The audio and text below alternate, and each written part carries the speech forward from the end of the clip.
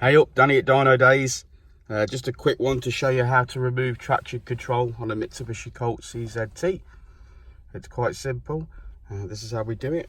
Underneath the handbrake is this panel here. Underneath this panel, which just pulls up, is a Bosch, oh it's dirty in there, is a Bosch module, which is here. That's the one. And then this needs unplugging, so let's see if I can show you.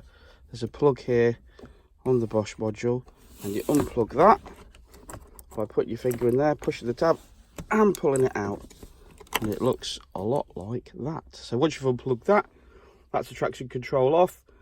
So for track days, or if it goes on the dyno, that's how we do it. We unplug that, that'll be the traction control off, and then when you want to plug it back in, you just give it a push back in. And then once you start the car, obviously turn the car off to enable it again.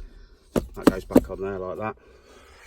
And then what you do is you get the car up to 20 miles an hour after you've plugged it back in, and it'll all reset itself.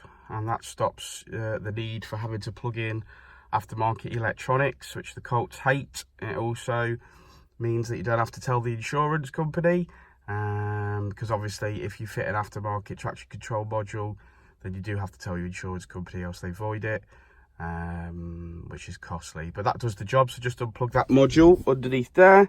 It's a Bosch module, and that's your traction control sorted. Cheers.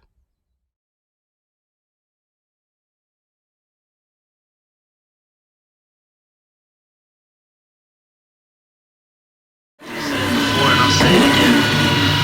Life moves pretty fast.